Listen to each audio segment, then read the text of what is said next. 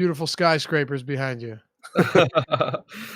Yeah, fortunately, the lighting is a little bit easier to control inside without that window. So hopefully, well, you guys can enjoy this painting behind me instead. It is a beautiful Van Gogh. Yeah.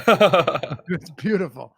All right. Well, anyway, we got 11 games to get to, and some very interesting ones. Let's just kick it off with the first one on the schedule. The only 7:05 start time. Alex, Baltimore and Washington. We've got Max Scherzer and Asher Wojciechowski. The whole situation with Scherzer is he threw 71 pitches in his return from injury. He said this, not the manager, not the organization. He said he's not out of the woods yet. We know that, in the case of a playoff run, they want their workhorse pitcher healthy. What do you make of this? How many pitches do you see him throwing today? It's a tough spot. I mean, it's a phenomenal spot in terms of matchup. And my guess is if he wasn't limited, he'd be one of the most popular pitchers going. But that isn't the case, and we really don't know exactly what we're going to get from him. What can you say about that? I think there's reason to be concerned about how deep he's going to go in the game. On the other hand, it's one of the best matchups in baseball. Baltimore, and especially on the road in an interleague game where they have to add a pitcher to already really weak lineup. Team lineup's not abysmal, but it's below average in every category, including the fact that they strike out about 15% more than average with this particular lineup. So if you expect Scherzer is going to pitch 15% less, I mean, it's still adding up to a pretty nice number there. What do you think, Adam? Yeah, I mean, I think that Scherzer is still decent, especially at his price tag, compared to Garrett Cole. But I have him projected as the second highest scoring pitcher on the slate, but I still only have him at about 5.5 innings. And on this slate with all the expensive bats, I don't think I'll end up getting to a lot of him, even though it is a really good spot. Do you think you'll get to a lot of Washington bats here against Wojciechowski? They do have a very solid total, one of the highest on the slate, as a matter of fact. And Wojciechowski's been one of those guys that I know at times I won't say you were high on him, but at times there was stuff that you saw that you liked. And then other times where you're like, all right, this guy just doesn't look good whatsoever. Well, just based on what we're seeing from Vegas, they're leaning more in that isn't very good whatsoever camp tonight. Yeah, I think that it's a good spot for Washington because they have a lot of guys in their lineup that don't strike out very easily. And Wojciechowski, when he's not striking guys out, does give up a ton of power. His strikeout numbers have been much, much better against righties than lefties, which the lineup is good for him in that regard. There's 6 righties in it. But again, except for the bottom of the lineup, there's not a lot of guys that strike out. So I think it is a really dangerous spot. I like the Nats, but a lot will come down to ownership. I think that right now we do have them projected for... We have them projected to be a little bit under-owned on DraftKings, but not as much as some other teams that I'm getting to. So I think a lot will depend on that. Yeah. What about you then, Alex, with Washington, implied total above 6 right now against Wojciechowski?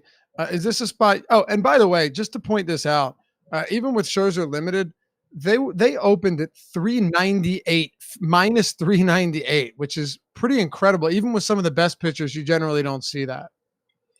Yeah, I mean, in games with money lines that high, we've seen that usually there's an upset this season. Nah, just kidding. I think that I'm seeing something really interesting with this Washington stack on FanDuel. You have Cabrera at 2,800, Suzuki at 2,300, Dozier at 2,400. They're batting 5, 6, 7. And they're by far the most popular players on the team today because of their prices. Very good prices. But what's ending up happening is a lot of people aren't going to the best players on the team. Trey Turner, Adam Eaton, Rendon, Soto. And you can actually make a pretty nice contrarian stack where a lot of people will be playing the bottom of the order and you're going to have a big advantage over them. Okay. Yeah, it's a good point. And we talk about the bottom of the order at times can be beneficial, especially when it's a team that actually has a decent bottom of the order. It's different when you're talking about like the Detroit Tigers stacking a bunch of $2,500 players. And in this case, it's a good matchup with some good bats towards the bottom. Any interest whatsoever in anyone from Baltimore for either of you guys? Wojciechowski. on DraftKings just because he's in a price tier by himself. Not getting a lot, but probably somewhere between like 5 and 10% for me. As far as bats go, though, not really. Like DJ Stewart's really cheap, but I don't think that you really need to be taking guys against Scherzer. Okay. Interesting. So of the guys in the 6K range, there's only two, Sandy Alcantara and Wojciechowski. Who would you prefer? Alcantara. You would? Okay. Yeah, it's just the So reason he's I not in the mentioned. league of his own then. What did you say? So he's not in the. You said he was in a tier of his own, right? Well, he's still like $500 less than Alcantara, and then there's nobody. There's nobody between. There's certainly no one beneath him either. Yeah, like there's nobody all. between him and like Ariel Llorado. Yeah, maybe you like Ross Detweiler against Minnesota. Right, exactly. So no, you're right. It's my expectation for this slate is that I use a lot of mid-range pitching, and so he will end up in some lineups for me just because. What do you think about Wojciechowski before we move on to this next one, Alex? Well, he's been racking up strikeouts this year, 25%. The fact that Washington has a really high run total is concerning if you're going to play him if he is chalky, but since he's not, I think it could be an interesting play, but probably not going to end up in a lot of my lineups just because I think there are better spots. All right, let me stick with you here, Mike Foltynewicz and Jacob Waguespack. Toronto and Atlanta. This one's at Rogers Center. Foltynewicz coming off of one of his few good starts this season. He still flashes good stuff. He's still striking guys out at a decent enough clip, but he's had so many blow-up starts and a lot of bad games as far as the long ball goes. He seems to have gotten it under control a little bit more recently, but it's also a slate where you actually have a decent amount of mid-range pitching, even if you weren't to include someone like Foltynewicz. Where does he work into the equation for you today, knowing that we have a bunch of guys from that like 7 to 8K range on DraftKings at least? I think he's in play. I think that maybe people are going to be higher on him because because of recency bias, and if you take the whole season, been pretty underwhelming at 21% strikeouts. The matchup, Toronto has some above average power, but they also strike out just a little bit more than average. So I don't hate it, but there's nothing really drawing me into this game, or drawing me into Foltynewicz. Yeah, I'm in the same boat as you are. There are a few other guys that I like quite a bit that aren't named Mike Foltynewicz. What about you, Adam? Where would you rank someone like Folty among these mid-range pitchers, which you just said you're going to have a lot of today? Yeah, I expect to have 15 to 20% on DraftKings. I agree with Alex. It's an okay spot. It's an okay pitcher. I don't think that there's anything special about him, but it is a 4.5 implied run total for Toronto. There are some strikeouts in the lineup. There's also a lot of power, and this has actually been the best park for home runs this year. So there's plenty of risk here, but he's pretty inexpensive. I don't like him as much as I like Kenta Maeda. I don't really like him more than I like Aaron Savali against the Tigers. But he's in that range of guys for me. All right. Do you have anything else in this spot? I mean, I can't imagine if you're not going to Folty, you're probably not going to Waguespack, right? Not going to Waguespack. I am going to Braves bats. You are going to Braves bats. Yeah, I don't blame you on that one. Not to mention, you've got a decent amount here of. I think if you're looking for lower owned stacks, let me pull it up. I got to refresh this. I remember last I looked, you did not have a lot of ownership going to this Braves team. Not a ton, but not. Well, I guess it's what, 7th most. So they're kind of not middle of the pack, but middle of the pack among the better hitting offenses. Talk to me about the Braves here.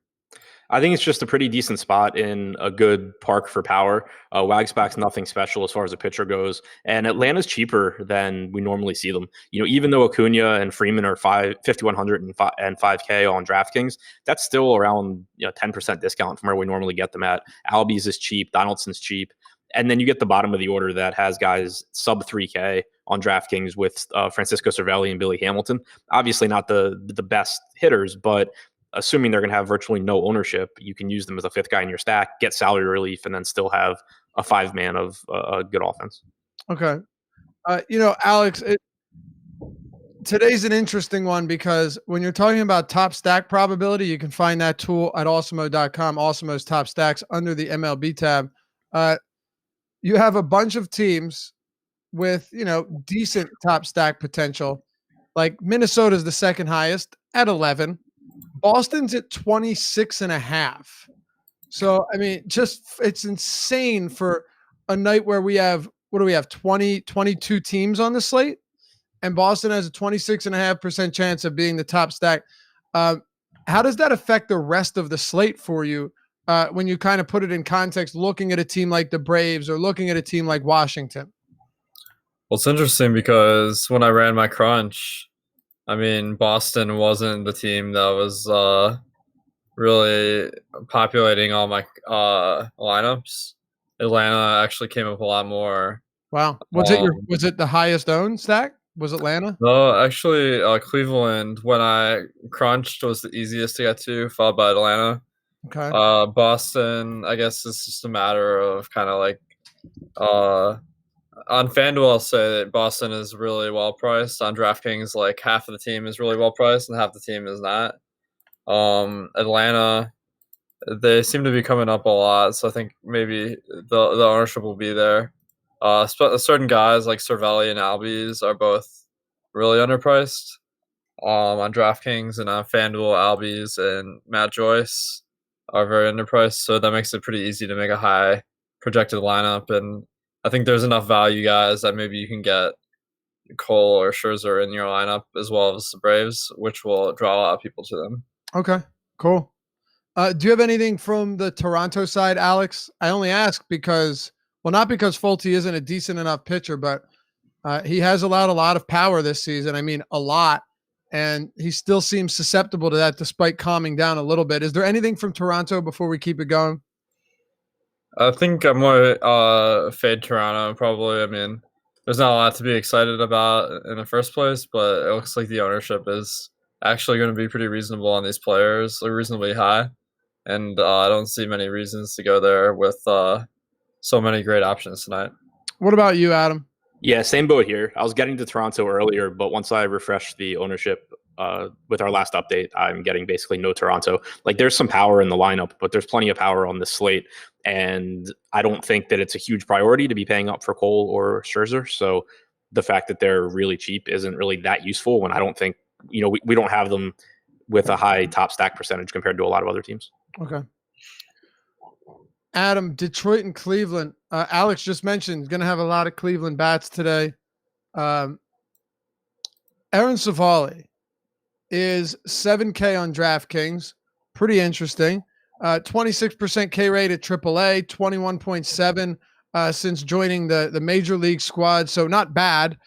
Not fantastic, but not bad. But then again, you're facing a Detroit team that's just dreadfully bad, man, from top to bottom, whether it be strikeouts where they lead the league versus right-handed. And by lead the league, I mean they have the highest strikeout rate versus right-handed pitchers.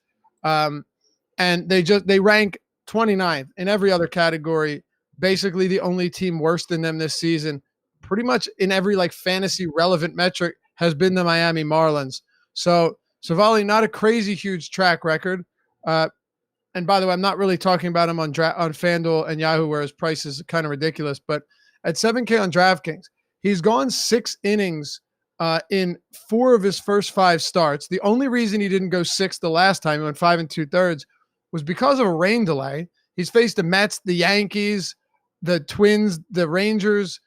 He's actually really held his own and looked solid. What are your thoughts on Savali here? At $7,000 against a very bad Tigers team and a big favorite on the road. Yeah, really interested on DraftKings at that salary. I think he's a pretty decent pitcher. He's had some tough matchups in the majors, like you said. He doesn't project for a massive strikeout percentage, but it should be good enough, especially against this Tigers team that currently has 0 above average hitters in their lineup now that Nico Goodrum is on the injured list and possibly out for the year.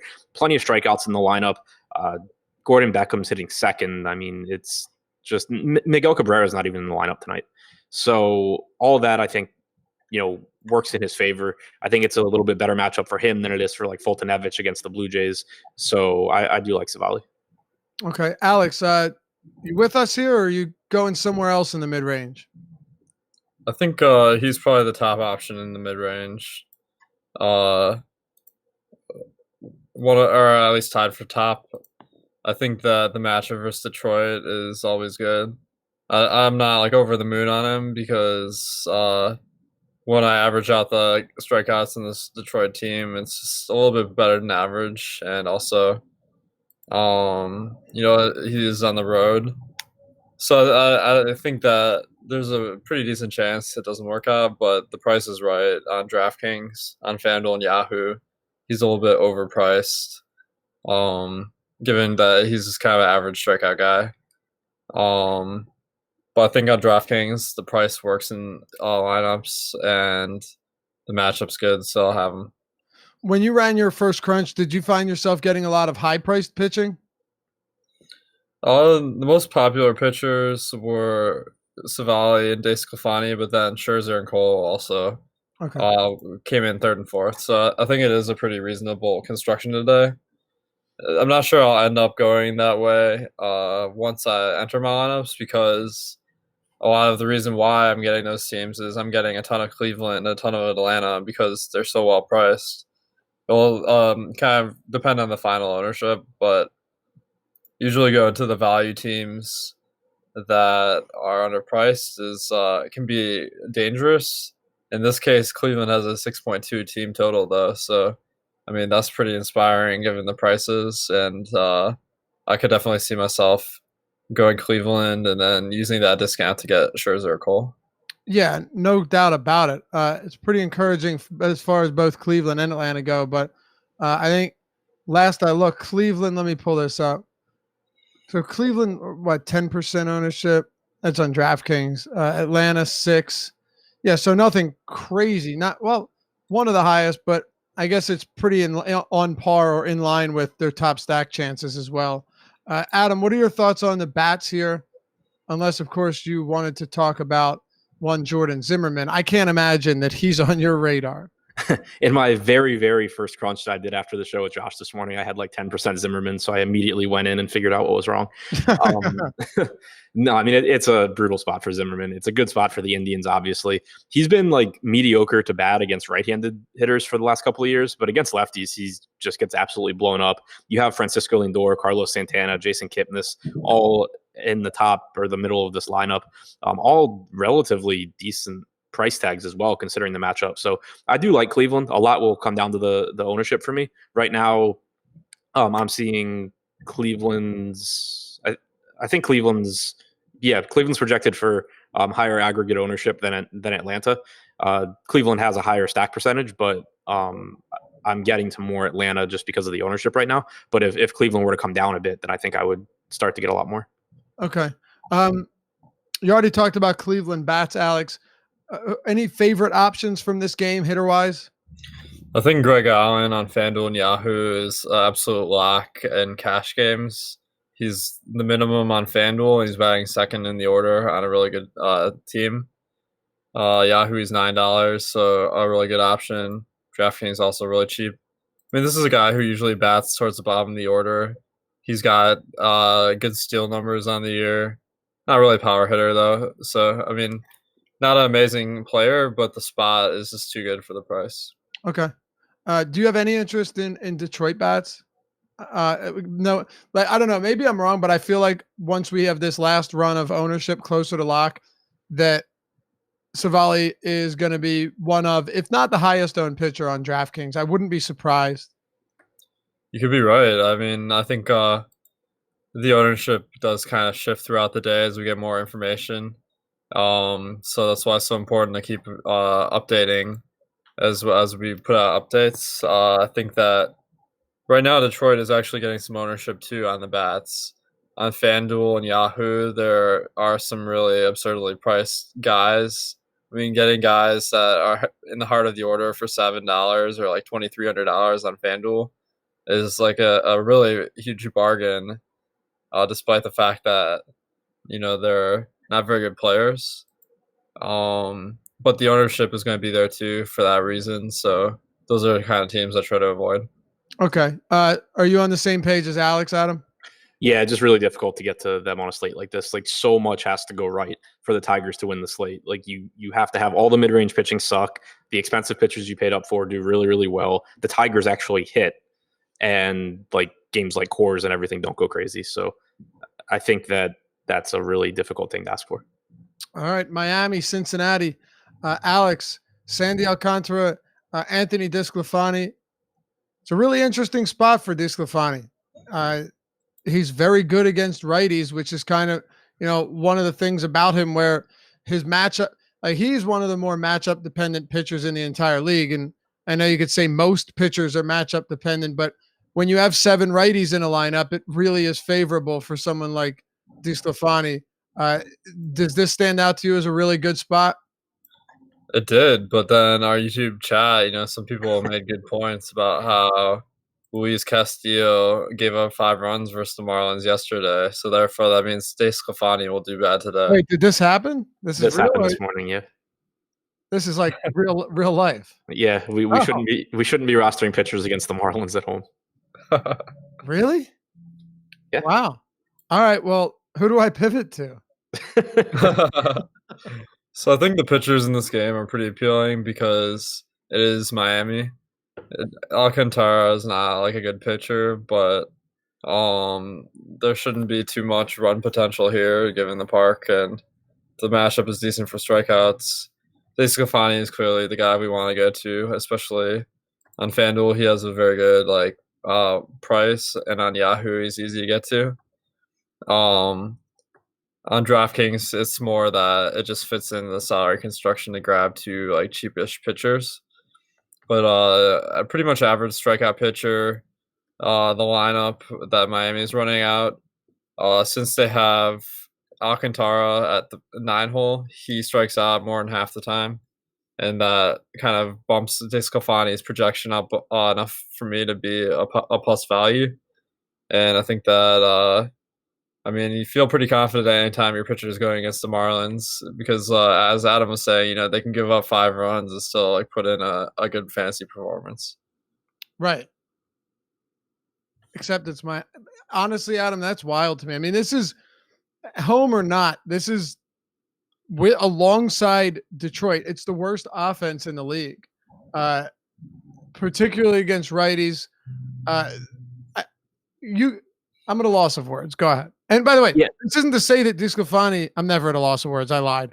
This isn't to say that DeSclafani is going to have a great game, but DraftKings has been pricing guys up like crazy lately, especially in good matchups. They forgot about him. Yeah, exactly. If you want to make an argument for why not to roster DeSclafani, it's this Miami lineup as far as strikeouts go. Like Castro doesn't strike out a ton. Dean's around 20%. Brian Holiday's a huge downgrade as far as strikeouts go from Jorge Alfaro. But Garrett Cooper and John Birdie are the only 2 hitters in this lineup that have been above average since the start of last season. No Brian Anderson, who's one of their best hitters. 7 righties in the lineup, and DeSclafani's always been really good in that split and then really bad against lefties. That's been true this year. It's a favorable park shift. It's a 3.6 implied run total. I have no reason not to like DeSclafani here. I have him as my top pitcher by a really good amount. Yeah, he's mine too. I'm always concerned when it comes to Anthony DeSclafani, but the truth is I could, roster him, or I could pay $9,400 for Odorizzi, who goes past 5 innings like once in every 12 starts. So yeah, I'm with you on DeSclafani too. Like, I'm not sure I've actually been right on him in the last 3 years, but as far as like predicting when he's actually going to be good, but the numbers pretty clearly back up this being a really good spot. I'm seemingly never right on him when I stack a lefty heavy team either. Like he just right. It's just one of those things, but we'll try it again today. Alex, what are your thoughts on hitters from this game? Like you said, you don't expect a lot of runs. It is a great park for pitching. Is there anyone priced nice enough to where you have some interest in him? Maybe like a Joey Votto or something that stands out? I think that, yeah. Oh my God. I just thought of this guy, Joey Votto, 3,700. No, he's a good play on DraftKings, not as much on the other sites. I think that Cincinnati could make a sneaky stack on DraftKings and FanDuel, but there's so many high-powered offenses today in good parks. that it might not be worth going down this far. Yeah, it's certainly tough to get there, Adam. Yep. I think that they're decent values. I think Alcantara is not a great pitcher, but the park's not great, and it's just really tough to get to. Like, Vegas totals obviously aren't everything, but it's not like this team has a ton of power either. Aquino has a lot of power, so does Suarez. Outside of that, it's not a ton of home run hitters here. It's just really unlikely that the Reds are the team that you have to have a full stack of to win on this particular slate. Right. All right, let's keep it going then. We're through 4. We've got 7 to go. Want to let you know first, though, that we giving you 50% off your first month at awesemo.com of your Awesemo Plus subscription just by using the promo code or sign up code Deeper Dive. One word, Deeper Dive. It gets you the ownership projections, the top stack tool, the player projections. We talk about these every day on the show.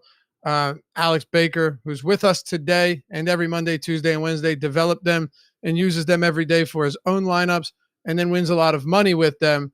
You can do the same if you put the work in, and we are there to help make you a better player at awesemo.com. Deeper Dive is the promo code, all one word. All of our premium content behind paywall, articles for all of our sports. Any sport that offers DFS contests, we've got content for it.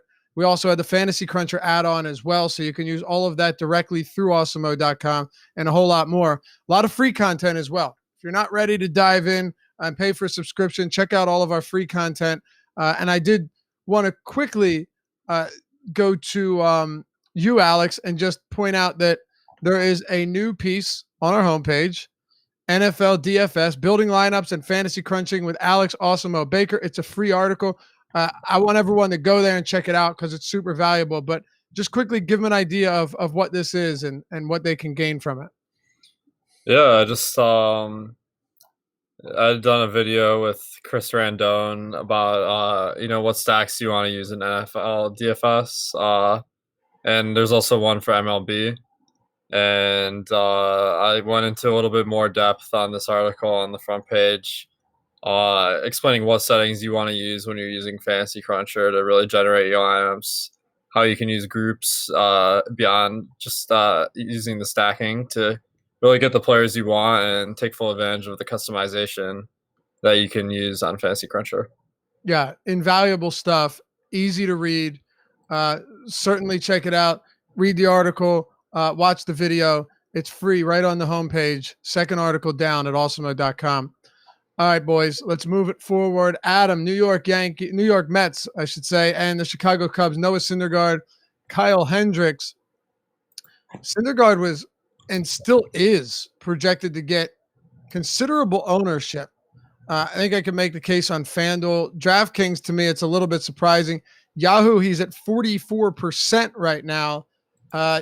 You are not what we would call a Syndergaard truther, especially when he's priced up. Look, I don't blame you for it. You've always had very sound reasoning for being that opposition when he was mega chalk.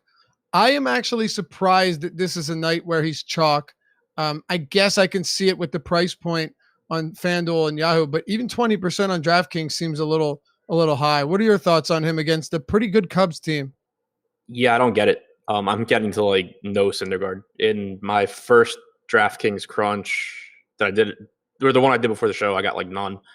It's not that I think the Cubs are in a great spot or anything like that. They have a 3.7 implied run total. Syndergaard is one of the best pitchers at limiting barrels this year. He does a good job limiting home runs, but he's not a great strikeout pitcher. Most of his value comes from run prevention and going deep into games. And on a slate like this, where you have a lot of teams that are expensive and in really good spots, I don't really want to be paying up for a pitcher that doesn't rack up a ton of strikeouts. If I'm paying up, it's for a guy that has stats like Max Scherzer or Garrett Cole, not ones like Noah Syndergaard on this slate. So especially if he's going to get ownership, I'm fine just going somewhere else. And if he throws a complete game shutout, then so be it. Right. Yeah, I feel the same way. I was surprised by the projected ownership. Alex, where do you stand on Thor? I think that I agree with Adam to some extent. I see on Yahoo he's 45, and that is about $20 less than Cole or Scherzer. So I think that you really get a lot for that downgrade there. on FanDuel 9,500. I see he's one of the most popular pitchers, and I'm not going to argue with it. I guess it must be because that's the price you need to pay. Like, you can't get the top guys and get your top stacks, but I don't think I agree with Adam that he's not that great fantasy pitcher, and the matchup is decent versus the Cubs, but they are above average at as far as batters. The only category where they're below average is striking out, so I could see him like having a little bit of a bump in his strikeout numbers tonight, but I don't really see much incentive to go there on DraftKings or FanDuel, really. Okay, fair enough. Both teams right now with sub 4 totals in this game. So actually, no, I'm sorry. The Mets are up to 4.3. The Cubs are at 3.8. So, not a lot of runs expected in this game. 7.5 over under, which, at least makes it interesting, but still kind of tough to get to. I mean, Alex, let me just stay with you for a minute. Kyle Hendricks, good pitcher, better real life pitcher than fantasy pitcher. I think it's similar to what we said about Mike Soroka yesterday. Is there any appeal for Hendricks? And if not, are there any bats in this game? Or is it kind of a Manny special outside of a little bit of Syndergaard? I think Hendricks is reasonable on FanDuel and Yahoo. The lineup that the Mets are running out isn't that good in the top first 8 spots, but Noah Syndergaard is terrible at the plate. He strikes out 64% of the time. There it is. I gotta stay on brand. I wish I'd asked him why he's so bad at the play when I bumped into him on the street. I know. I can't believe you didn't spark up a conversation. I wanted to get him on the deeper dive. Yeah, my bad, man. I thought he was Clay Matthews, and then I looked him up and I was like, oh shit. This is a guy we actually play in DFS. Right. Adam, by the way, speaking of, Soroka only allowed 2 runs in 6 innings and had 6 fantasy points yesterday. Case in point. It's pretty solid. 1 strikeout. What are your thoughts on the rest of this game? See, sometimes you just need to take the lead, bro. Sometimes you just need to go with it. I got lost. Do everything. I got lost when I started listening to you again and you're talking about Soroka. I didn't know where the question was going. There was no question. I mean, that's there's not much in this game that I'm interested in. I think that the Cubs bats are really, really cheap given the amount of power they have, but it's a tough matchup against Syndergaard, and you don't have to look very far on this slate to find good matchups. So just like yesterday, I think this is a game where if it got crossed off, I probably wouldn't really notice. All right. At least I do agree with Alex as far as the Yahoo price on Syndergaard being really, really good, and then FanDuel being decent if you happen to have the money for it. DraftKings, I just can't see getting to him. Yeah. The only thing about that Yahoo price is that he's projected to be, close to 50%, which is really high for an 11-game slate. This is the reason I almost never play Noah Syndergaard. When he's actually the correct price, he's like the chalkiest pitcher in the world. You're right. Yeah. No, you're absolutely right. Hey, by the way, actually, you know what? I'll get to this in the next one. But let me stay with you, Adam. White Sox in Minnesota, Jake Odorizzi, Ross Detweiler. I wrote Odorizzi up today, and sometimes I write pitchers up not because I'm recommending them, but kind of explain the process of why I might not be if they're getting ownership. I feel like sometimes it's lazy to ignore that, and then you get a lot of questions anyway. Why didn't you talk about this guy? But on the surface, it's interesting because he's got a solid K rate. A White Sox team that will strike out. They're bottom 5 in WOBA. They have a bottom 5 ISO, and Odorizzi has a 25% K rate, but he's gone less than 6 innings in 17 of 25 starts. He's averaging less than 22 batters per game, a 4.7 xFIP. There are some elements to Odorizzi's game that are highly concerning, especially at some of these price points. Now, we could talk about it, FanDuel, Yahoo, DraftKings, but 94 on DraftKings seems a bit pricey when you've got someone like DeSclafani a lot cheaper. Yeah, I think that 42 on Yahoo is fine for Odorizzi. I think 85 on FanDuel is okay, but I'm having trouble getting to 9,400 on DraftKings because like you said, there are some concerns about how deep he goes in the games. Obviously, some of that's influenced by luck as well. Like if you look at his start against the White Sox the last time he faced them, he should have been able to go a lot deeper into that game, but it was just a really unlucky outing. But on top of that, he has decent strikeout stuff, and it's a pretty good matchup against the White Sox. But you happen to have pitchers on this slate that are less expensive and facing the Marlins and Tigers, which are even better matchups. And to me, I would just rather rotate through that entire group of guys that are like $1,400 to $2,000 less, like $1,400 to $2,400 less expensive than Odorizzi, and assume that at least one or two of them are going to give me a game comparable to what Odorizzi can give me. Yeah, I feel the exact same way. Alex, do you share the same opinion, or do you have a little bit more interest in Odorizzi? I would imagine you're on the same page, because one of the big things that you look at all the time is how deep does a pitcher regularly go into games. Yeah, definitely. I think Odorizzi is a guy who goes about an inning less than you'd really want out of a pitcher this price. Averaged only 22 batters this year, which is about 5 innings on average. The matchup's good versus the White Sox, but not necessarily as good as their reputation. I have them striking out about 5% more than average. And the one thing I'll say about tonight's slate is I think that most of the pitchers are pretty close. You can make a case for a lot of different guys tonight. There's no one guy that's really like jumping off the page at me. I don't really like him on DraftKings though at 9,400. That's just way too much for a guy that only has a 25% K rate this year, and the matchup doesn't really like compensate for that. On FanDuel and Yahoo, he's more reasonably priced. Do you have interest in Minnesota bats here against Detweiler? Has had some serious power issues this season. Minnesota's got the best ISO in the league versus left-handed pitching. What says you? I love Minnesota on DraftKings. It just seems like they're priced up enough that nobody's going to be on them. Yet they have one of the better matchups versus a pitcher that has been below average this year. The team total is 6.6, which is one of the highest on the slate, and their ownership is down because of the pricing. So I think they make a really nice stack tonight on DraftKings. On FanDuel and Yahoo, the ownership looks a little bit more in line with how I have them evaluated tonight. Okay, Adam, follow up on that. Minnesota hitters. Completely agree about DraftKings in particular. I think that if you just look at the pricing, it's really obvious why they're going to be pretty low owned. You're paying more money for the Twins than you are for the Rockies and Coors. You're paying similar prices as you are for the Red Sox with over an 8 implied run total. But the ownership is shockingly low, though, by the way, just compared to their top stack probability. You rarely see that. Yeah. But like Miguel Sano is more expensive than Nolan Arenado. Oh, no. I totally agree. I'm on the same page, but I'm saying it is a crazy differential there. We don't generally see that. Yeah, exactly. And so I think they are really interesting because Detweiler, despite what he just did against Texas, is not very good. Minnesota, we know, is really good. They have a lot of right-handed power in this lineup.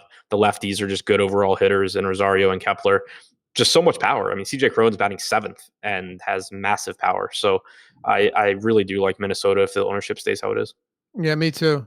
Man, those prices are insane now. I feel like Mitch Garver's been above 5K for years now. It's really crazy. But I don't know. 11% top stack chance, 3.9% ownership. Very rarely do you see that. And of course, a lot of that is going to be because of the game we talk about in a couple of minutes in Coors. But let's first go to Houston and Tampa Bay. Alex, back to you. Garrett Cole, Ryan Yarbrough, probably the best fantasy pitcher in the game. Garrett Cole. If it's not him, it's probably Justin Verlander, just based on the sheer consistency. But he's very expensive. He's $12,200 on DraftKings. He's $12K flat on FanDuel. On Yahoo, you're getting Garrett Cole at $60. If you wanted to play Cole today, you're going to have to pay for him. Is it worth paying for Cole, in your opinion? I think that I'm kind of on the fence. Like, I think that I'll have him in lineups, but I don't think it's like a slam dunk. I think that Houston's a pretty good park when the roof is closed, like it is today. So, decent conditions. The matchup is kind of meh with the team that Has good power. They get on base. They strike out at about an average rate. So I think that the matchup isn't really working in his favor. But he is such a good pitcher that you can still kind of justify going there tonight. Okay. On FanDuel, he's like the most expensive relatively to the other sites at 12,000. So that really like constrains what you can do with the rest of your lineup. But DraftKings and Yahoo, I think with a cheap SP2, you can make it work. All right. Adam, I know you wouldn't dispute anything I said about him, arguably being the best fantasy pitcher in baseball. But sometimes that's not enough. Is that enough today for you to get ownership on Cole? Not looking like it right now. The big issue that I have is that on Yahoo, as Alex already pointed out, you have guys like Syndergaard that are just way less expensive than Cole. On FanDuel, you can't balance out your pitcher money by going cheap at SP2 since you don't get an SP2. And on DraftKings, there's not much in the way of actual cheap, viable SP2 options. Like Ariel Dorado is 4K. He's facing the Angels. If you want to roll the dice on that, whatever.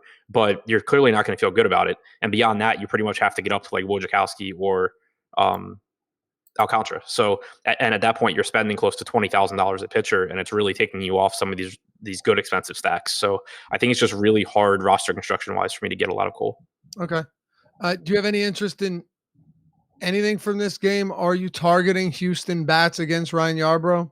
I'm not getting a lot of Houston right now, but I would not be upset if that changed just because I think it is a decent spot. Yarbrough's not a bad pitcher, but Houston's pricing on Yahoo, they are still expensive as usual, but on DraftKings, they've come down. Springer's at 4,600. Alvarez is the only guy in the lineup that's even at 5K. So I think that they're really underpriced. But the problem is just that there are a lot of teams like that today. So it's still kind of tough for me to prioritize them. Interest in batters here, Alex? Not really. I think that the prices are too high given that the park isn't that good and the pitchers are pretty solid. So I'm not going to really have any interest today. What do you think about Tanner Roark and Jake Junis here between Oakland and Kansas City? I think they're kind of a little bit higher price than I would like. Not a great spot for Junis, certainly going up against Oakland. They've been a really strong offense recently. So that's a knock against him, and he's not that cheap. Just kind of an average pitcher normally. Roark is he has a better matchup versus KC, but he's priced like he's a much better pitcher than he is at 8,400 on DraftKings and FanDuel.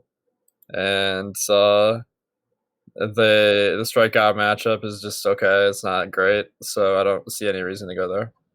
Do you have any reason to go here to pitching, Adam? To Yarbrough? No, I'm sorry. I moved on to KC and Oakland. Oh, sorry. Right. Yeah, not really. Decent matchup for Roark against Kansas City, but he's just more expensive than all those other guys that we had talked about. And then Jake Junis, not a great strikeout matchup against Oakland. Both guys I could see getting into some lineups that, I have like 5%, 4 to 5% right now, just because they are in the price range where I'm getting a lot of pitchers, but I have them both behind basically every other pitcher around them. Can you see yourself getting to bats in this game, knowing that Junis is to an extent a homer-prone pitcher, and on the other side, Tanner Roark has really struggled against left-handed bats? Not a lot of it.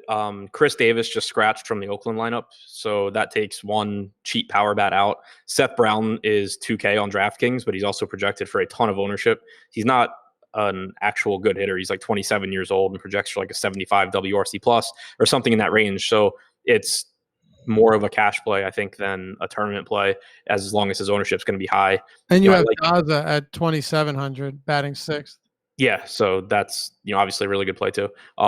Chapman and Olsen would be the guys that I like the most, but it's tough to prioritize Chapman at third base over the Coors game or Donaldson or some other guys, and first base is deep as well. So it's just not a lot of exposure to this game. Talk to me about hitters from either side of this one. Kansas City, Oakland, Alex. You're not on pitching. Is there anything that stands out from at the plate? I think they're good values, especially on the Oakland side, and Kansas City on Yahoo. Like is ridiculously low priced. But I think Oakland may be a little bit too popular for me tonight. They won't make it because I want to make my hipster lineups. Let's go to Colorado and Boston then. Adam, we've got Eduardo Rodriguez and Peter Lambert. I mentioned it earlier, but it bears repeating. Boston with a 26.5% top stack probability here on the Awesemo top stack tool, 12% ownership, which is the highest, but not by a wide margin, and is still way less than the potential to be the top stack on the day. They are very expensive, of course, but for very good reason. And then, of course, Colorado hitters, almost all of them have actually seen their salaries come down, at least on dynamic pricing sites like DraftKings, because Eduardo Rodriguez is a decent pitcher. So if you're not targeting pitching here, let's jump straight into the hitters in what should be the most offensively abundant game of this night. Yeah, so I mean, obviously I like Boston here. Peter Lambert isn't any good. He's pitching at home. Boston is really good. And I think that we'll see something similar to what we saw last night, where the top of the order for Boston is probably popular and deservedly so, but full stacks are lower owned, and guys at the bottom of the order like Christian Vasquez or Mitch Moreland or Brock Holt are not nearly as popular as the guys like Betts, Devers, and Martinez at the top. So it lowers the overall ownership of your lineup a bit. I still never feel great about having the most popular stack on an 11-game slate because there are just so many other spots to go to. But with the way ownership is right now, I think it's really tough to get away from Boston. Yeah. Alex, is it as difficult to get away from Boston for you as it is for Adam? And when you said they weren't popping up as much as teams like Atlanta and Cleveland, did you still get a lot of them? I think the problem is just it might be hard to make a stack of 5 guys here that you like. Just because if you stack the top 5 on DraftKings, that's like 27,000. So that's 23,000 for the remaining 4 guys. I guess that's pretty tough to work in with the pitchers. So I think this might be a situation where it makes a lot of sense. I mean, I'll have a ton of them for sure. This is one of the best spots of the year versus Lambert. I think it'll be interesting. You're gonna have to be creative with your roster construction here. Maybe like go in for less stacking than normal, just so you can make everything work. Okay. Yeah, it sounds reasonable to me. What about Colorado, Alex? I think whenever you got a lefty on the mound, Colorado they have a lot of their best players are left-handed batters, so it makes it a little bit tougher to stack, and those guys really aren't projecting as well as the other guys who are projecting really well. You mentioned Daza, really well priced on all the sites.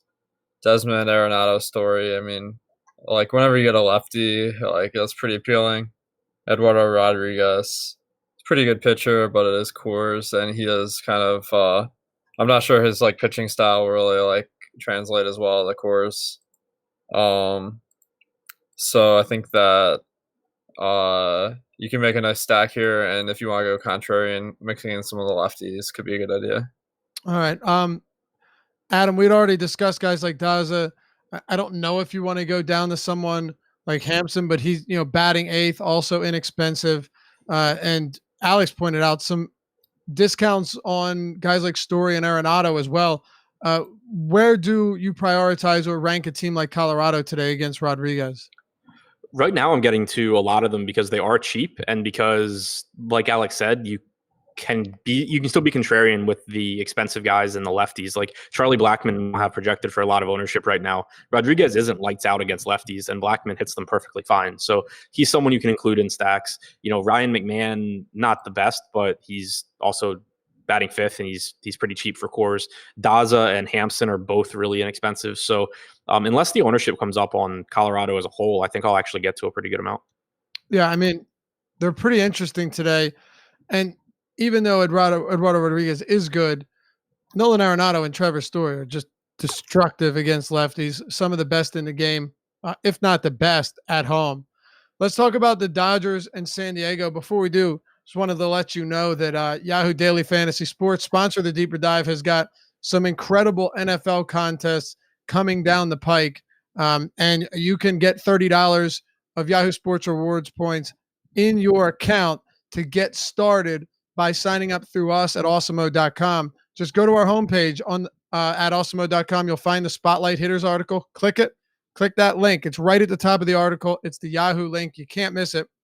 Sign up, deposit, get your $30 in Yahoo Sports Rewards points, and jump into these monster contests. The $1 Million Baller, $25 entry, $100K to first, no management fee whatsoever.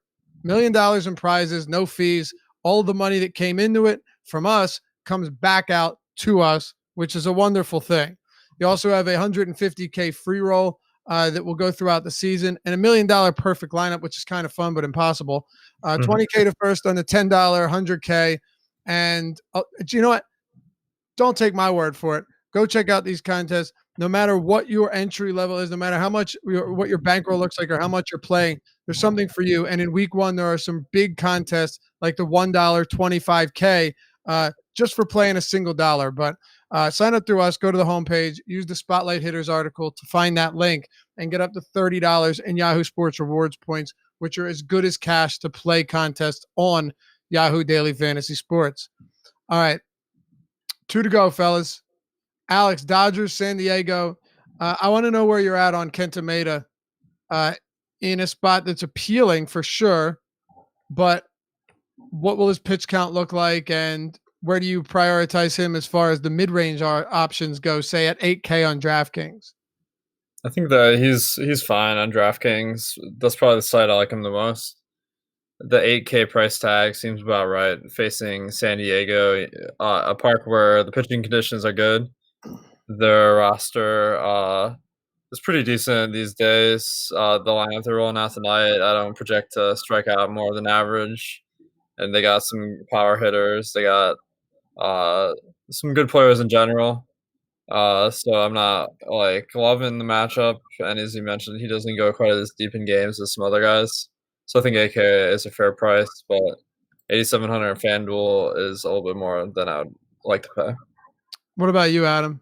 Yeah, mostly DraftKings. I think he's okay on Yahoo too, but you have some other pitchers priced around him that are really appealing. But DraftKings, I think he's fine. I have him behind DeSclafani. I'll probably end up with a similar amount as I do Savali and Alcantara for a bit less. The Padres aren't a very good offense right now. They do strike out less than they have for a lot of the season because you don't have Tatis and Reyes in the lineup anymore. There's also more lefties than usual, and that is a bit of an issue for Maeda. He strikes out 20 to 21% of lefties compared to 30 to 32% of righties. So it's not a perfect strikeout matchup for him, and you have the normal, Dodgers pitcher concerns. Normally he's going to throw like 90 to 100 pitches, but I think that he's a good pitcher, and it's in a pretty good spot, so he's fine. Okay. Yeah, I got one more point here. My signature pitcher strikeout. Unfortunately, it's a total bullpen game for San Diego, so I don't expect any pitchers to get at bats. So that's kind of a knock against Maeda. All right. Anything else? Dodgers against this bullpen. Alex, anything here? I think the Dodgers are pretty nice. The prices are good. The ownership is low. So I think they make a nice way to mix it up from some of the chalkier stacks like Cleveland or Boston. Adam, you want to add anything? I think that the Dodgers are okay just because they're so good, but it's never really that appealing for me to take guys in bullpen games like this, even when they are facing pitchers who are probably not very good. It's just so hard when you're seeing, a different arm every time through the order, and the guys are going out there maxing out and pitching an inning or two. So I won't be upset if I get to a little bit of Dodgers, but they're not one of my favorites. All right, let's close it out. By the way, stick around after the show right here on the same page, on the same channel, because Live Before Lock is coming up next. They're going to take you till 7:05 lock time. What do you have here between the Angels and the Texas Rangers? We have Ariel Jurado as your long man, and then, of course, Patrick, not Pablo Sandoval, Patrick Sandoval pitching for the Angels. Go ahead and break this one down for me in whole.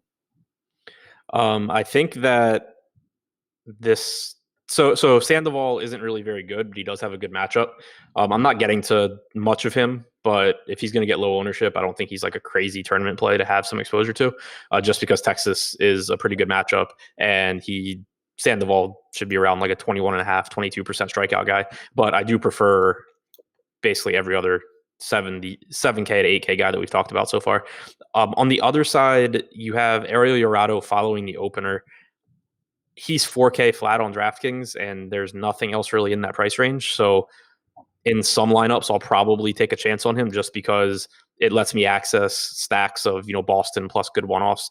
If you're pairing him with like Desclafani, you're spending 12K at pitcher, and then you can do whatever you want with bats. But I have him projected for like 6.5, 7 points. It's not like I think he's going to do well here. I don't think it's safe. I don't think he projects well. It's more of just what else I can get into my lineup. Okay. What's your take on this game, Alex?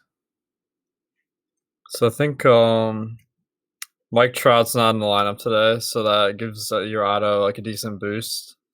And my projection for him jumped up to 8, which is like beautiful. Vegas also dropped like half a run. Yeah, I think that's someone who's gonna fit into your lineup. He wasn't in our ownership projection last run because of the line relief status. We'll have to work him in there. But I think that he could just make some stuff work tonight if you want Scherzer or Cole. So I think that is going to be a play I'm going to make tonight. But I'm certainly not going to be surprised if he goes out there and gets smashed. Okay. I really wanted you to say that was a stupid idea because I'm getting way more than I wanted to.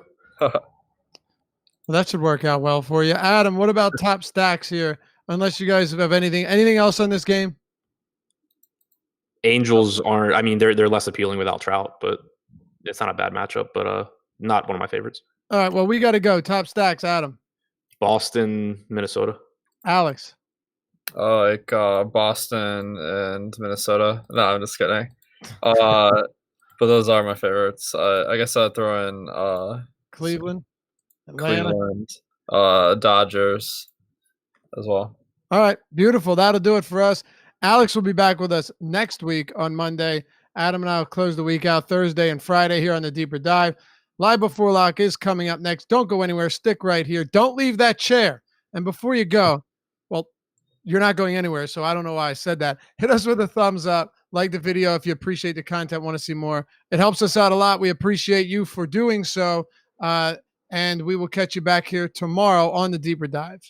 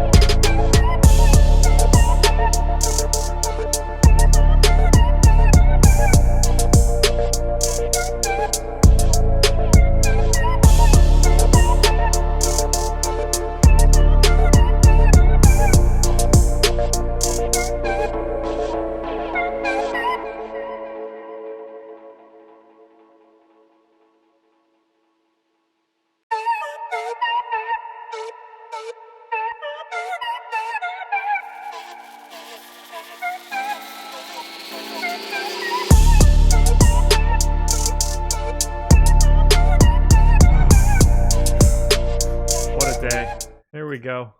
Live before lock. I forgot to change the ticker. Close enough. Live before lock Wednesday, August 28th. 11 game slate. Jake and I back. Round 3 for this week. I'm digging this slate, man. I've got a lot of garbage spread up and down the pitcher list today. I'm kind of excited. Yeah, me too. I think we've got a couple crazy under-owned stacks, at least on one site. And I'm getting to one of them a ton, not getting to the other one as much as I would like. But I don't know, liking where I'm coming in as far as exposure so far. I hope nothing changes too big. We still got a couple guys we're waiting on ownership. Alex mentioned Urado. He's going to be a big one for me. Same. Yeah, I'm playing a bunch of clowns for pitching though, so Same. We'll see how this goes. All right, let's get the plugs out of the way and let's dive into the clown talk. Live before lock is the promo code. 50% off your first month of Osmo Plus, any monthly package you choose, including packages that have Fantasy Cruncher. You want to check out all of the content that we have to offer across the massive scope of sports? Just use Live Before Lock as the promo code when signing up. You'll get 50% off. We are brought to you also on Live Before Lock by FantasyDraft. If you would like to get $1,000 of rake-free entries in your first 7 days with FantasyDraft, all you have to do is go to FantasyDraft.com, use the promo code AWESOMO, and you can get that offer. If you normally play $1,000 in a 7-day span, you won't find a better offer anywhere else in the industry. That's a ton of money that never leaves your pocket. You don't have to pay it out in rake. Why do anything else? Just go to FantasyDraft.com. Use the promo code AWESOMO when signing up. All right. How much Garrett Cole today? On my first crunch, I got 0. Same. I think it's going to be around 0. It's not going to be much higher than that. If it gets higher than that, like, I just don't think you need to play him tonight. That's the one that I'm nervous about, though. Well, yeah, it's nerve-wracking, but it's like you're playing Garrett Cole or you're playing Boston or Minnesota, and I just never side with I almost never side with the expensive pitcher outside of very rare scenarios. Cole could score 35 here and still very good chance he's not on the winning lineup because like if a couple expensive stacks go off, you're just not shipping anything with Cole. Yeah. What about Scherzer? You know what? I actually didn't notice Scherzer. Let's see. That's usually a good sign. I don't think. No, I did get to. Man. I actually just messed something up. I'm going to get to a little bit of Scherzer, but not. I would guess it's around, maybe gets to double digits. That's about it. I had like 3 or 4%. Syndergaard, Odorizzi, you paying up for anybody? Nope, not really. Okay, so Syndergaard against the Cubs here. I mean, it's an okay spot. You look at the implied total. Syndergaard's a good pitcher. He's been pitching actually quietly, really awesome in this Mets run, and he's still priced at 10K plus, and it's not like he has a spectacular projection on the site. So he's another one. I don't really see the need. Like, why not just go to Scherzer if you're going to one of these guys? And that's what I'm doing. Scherzer's a massive, massive favorite, lower implied total against, and way bigger favorite. So for me, $600. I'm getting up to this range. It is max, and I'm not getting up to the range very often. Yeah, I was getting to like 5-6% Syndergaard. Very little Odorizzi. Pretty much just starting all my exposures at Kenta Maeda, which just incredible. Yeah, dude, it is. It's gonna be. Yeah, it's gonna be not fun. Like, there's no comfortable pitching plays today, I don't think. No. Well, I mean, I'm very comfortable with Anthony Desclafani today. But it's still Anthony Desclafani. Sure. 7 righties from Miami. I'll take my chances. Oh, couldn't really have been a better matchup for Desclafani. But I assume he's my most owned pitcher. he is, yeah, he's got a decent chance to be mine. This is another one where, like last night, I think I'm going to be really flat in my pitcher exposures, depending on where Urado's in there. Right now, I just put Urado in for 7%, and at that percentage, I have over 30. Yeah, Adam and I are both have been talking about having stupid amounts of Ariel Jurado tonight. So no Trout now. I mean, he might skyrocket. Such a trap. It feels like such a fishy play, but we'll see. We'll see. Maybe his ownership's higher than I think it's going to be. Maybe it's like 10 or 15, and then slowly I'll get less and less, and that'll go out to other guys. But gonna have a bunch of Urado. Are you playing? You mentioned Maeda. He's not one that I'm getting to all that much either. Okay. Do you have a high projection for him here? 18.5. That's pretty high. I think that Maeda, Desclafani, and Folty are all pretty similar given their salaries. I think that's fair. For me, there's a pretty clear pecking order. It's Desclafani, then Folty, then Maeda. But that also has to do with their ownerships. They're all within 7% of each other right now. Yeah. On DraftKings. I think that's probably about right.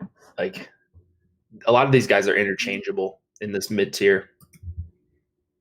It's gross. It's so gross. It's not fun. I'm gonna have a ton of Savali. I'm gonna have way more of the field on Alcantara, and then whatever in the hell happens with Ariel Jurado. Yeah, he's gonna swing a lot. Do you feel comfortable about Savali at all? I guess that's kind of the guy I guess I'm most comfortable with. I don't know about comfortable, but I mean he's 7K. Well, I just think he's a decent pitcher, or at least he's going to be. If you look at what he's done so far, he probably deserves a little more than 7K. On DraftKings, he's gone at least 6 innings in 4 out of the 5. The one start he didn't was last start when he was chalk. He went 5 2/3. So he's gotten strikeouts. He's done a good job limiting runs, low total against him, even with the wind blowing out in Detroit. So he's probably my favorite guy. I thought he was going to be chalkier than Folty and Maeda. And he might be, but right now he's not. Now 19% right now. Wait, yeah. I thought I was looking at that incorrectly. We only need one more lineup, right? Yeah. Just the Rangers. Does that lineup, is that going to matter for you? I can't imagine that it does. I don't think it's going to matter for me. So I'm going to start, maybe on FanDuel it might matter, but I haven't started crunching there. I usually start. Well, it'll matter for me on FanDuel because I had Sandoval on FanDuel as my most exposed pitcher. So, wow. Yeah. What's his price over there? 5,600. 56. Yeah, that'll do it. So that is going to matter then. But I wonder. What are they going to do? They're not going to roll out like some of the Rangers bats from the mid 90s. So I don't. There's only so many people they can put in there that are any good. Most of them aren't on that team. Hopefully it's Trevino, not Mathis. Heineman is probably going to be in there. On DraftKings, I don't really see a need to get to targeting bats against Sandoval. He's not getting ownership. No, I mean he's 7,500 on DraftKings. I have no interest in him in the middle tier, but he just opens up a lot of different bats on FanDuel today. I hate it. Trust me, I hate it a lot. But I'm guessing I'm going to get to a lot of them. Yeah. I mean, I'll see in the first 100 lineups if I'm going to, because a $5,600 pitcher that's viable on FanDuel tonight could very easily be the play. Yeah, I had like 20-something% when I ran my dummy before. Not bad. Let me light this candle. Island Party. Smells like a fruity cocktail. I'm a black tie kind of guy. Black what? Black tie? I don't know. I don't have it on my desk. That's a candle? Yeah. What, it smells like men's fashion wear? No, but that's not a bad idea. I don't know. It just smells really good. It's like one of those things where you get it for someone as a gift. You're like, oh, that smells really good. And then you get it like 10 more times for Christmases and birthdays. It's like a throw-in gift. So I'm looking it up. Oh, it's a Bath and Body Works candle. Yeah. That's where Okay. it's from. I mean, that is like the place to get candles. Right. So I've never had someone get me one or whatever. Green sage, sandalwood, and tonka bean. Whatever the fuck tonka bean is. I don't know what any of those mean. Big I just fan of know it tonka smells bean, good. Jake. Yeah, it just smells really good. So whatever it's in it, maybe it's killing me. I don't know. It's I use it every once in a while. So good stuff. Get those tonka trucks. Yeah, hit that like button, everybody. I would greatly appreciate it. Yeah, you don't get this candle talk elsewhere. No. Where else can you break down? I already forgot what it is. Tonka bean. Fade candle talk. Tonka bean. What is tonka? Okay. Okay, so cool. I can't even read half of the first bit of the Wikipedia explanation. But The Atlantic wrote an article in 2010 that said the tonka bean, an ingredient so good it has to be illegal. Whatever that means. Oh, all right. Well, I don't know what that means. Are you happy to see the ownership on Cole, Scherzer, and Syndergaard today? Right now on DraftKings, it totals 63%. 63%. Yeah. Okay. So let's see. We got. I don't know if we've gotten an update in like the last 10 minutes or something. We have not. I'm guessing they probably just started running it. Yeah. I'm guessing it's Tom who's running it right now. So it should be up shortly. But yeah, I think that's great for people who like expensive bats. We just got Rangers. That's what that was right now. I checked my phone. I never have that on. I never have mine on either, which is really weird. I was waiting for a call from the doctor all day, and I got it and missed it. Came up clean? Yeah. Not that kind of doctor, but sorry. Yeah. So that was just a reflex. No. You had to. I walked right into that one. Yeah, so that's why I had my volume on, which I never do. It's unprofessional, you know. You're all I have right. that on during the show. You're all right. So Rangers lineup in. I do want to check to see if the line on the Angels game has moved any further. Obviously, not having Mike Trout in there is a bit of a swing. The total has stayed the same. The Rangers are now it's minus 160. Okay, so it's come down a little bit just from Trout being out. Was Kiner Falefa expected to be in? I don't know. I don't think he was. Trying to tap into my photographic memory here. I already pasted over top of that was my the only stuff. one I noticed. Maybe no Kiner Falefa, but maybe it was just moved around in the lineup. I remember DeShields was in. Not sure about Forsythe. Trevino was. Solak was. Time to start crunching, man. 6:18. We're finally the baseball gods are smiling down on us today. Yeah, we already got Chris Davis got scratched or whatever. So we got our scratch out early. Yeah. Our big scratch. That's a big one too, just considering his price tag over the past month and a half. Yeah. And have you seen we'll talk about hitters later, but Seth Brown, like that more than anything makes me excited for this slate. And Jonathan Dasa. Yeah. A little chalky. Yeah. What are you doing with those two goons? Not playing them nearly as much as the field. Agreed. I only want those guys in stacks, and I don't think I have a ton of Oakland, and I've got some Colorado, but those are just such not great optimizer plays. If Oakland was my top stack, sure, I'd be overweight on, or maybe not overweight, but I have a ton of Brown. Oh. Not tonight, though. We're on the same page. Man, those are guys for people that don't watch. The reasons you're seeing or people that maybe are newer to using ownership projections, you can see why those guys are chalky on DraftKings, because you got Scherzer, Syndergaard, Cole, 3 10K plus pitchers tonight that are all up near the top of the ownership. And those guys just get thrown in optimizers, or when you're hand building and you need some salary relief, those are the 2 guys that are going to project as decent values that are super cheap. Yeah, Seth Brown, 2K on DK, 41% ownership on our last run. I'm going to have a little bit less than that. I hope.